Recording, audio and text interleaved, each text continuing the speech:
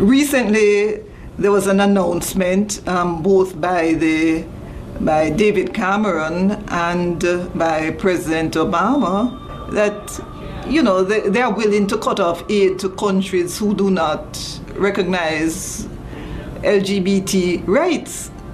Now, we want to object to that as just being manipulation. Downright manipulation to get us to accept something, a lifestyle which is proven to be scientifically unhealthy, a lifestyle which is contrary to the religion and cultures of most of our people. We take great objection to this type of manipulation, and we wonder if the American people are aware of what is happening.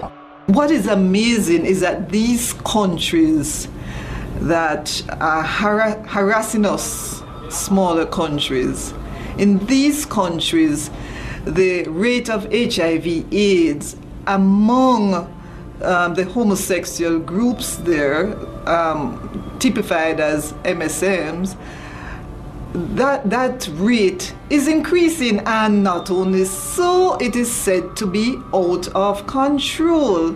This is recorded in the scientific journals.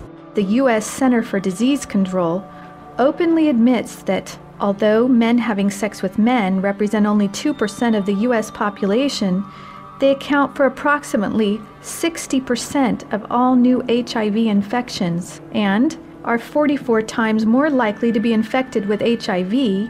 And finally, they admit that men who have sex with men are, quote, the only risk group in which new HIV infections have been increasing steadily since the early 1990s. Why then would they want us to accept this type of lifestyle as being a healthy and wholesome lifestyle? One has to seriously question the intentions of President Obama and the other presidents across the world.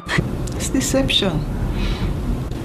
There's no human rights based on behavior.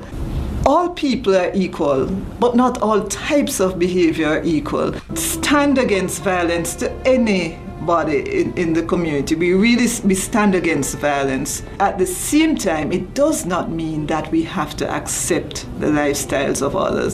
Well, the end result will be deconstruction of the family system and the family structure in Jamaica. The third and perhaps most challenging issue arises when people cite religious or cultural values as a reason to violate or not to protect the human rights of LGBT citizens. It usually starts, from what I've noticed, it starts with the repeal of the anti-sodomy laws, but it doesn't stop there. Once these laws are repealed, it then gives opportunity for persons to demand other rights. They get to the point where they demand marriage or civil unions. Then it gets to the point where churches, there is a demand for these unions to be solemnized in churches. You know, it gets into the educational system. It gets to the point of where criticism of the lifestyle then becomes an offense, and people are fined for this type of thing. Once you say anything remotely critical of the lifestyle in these countries, there is a problem.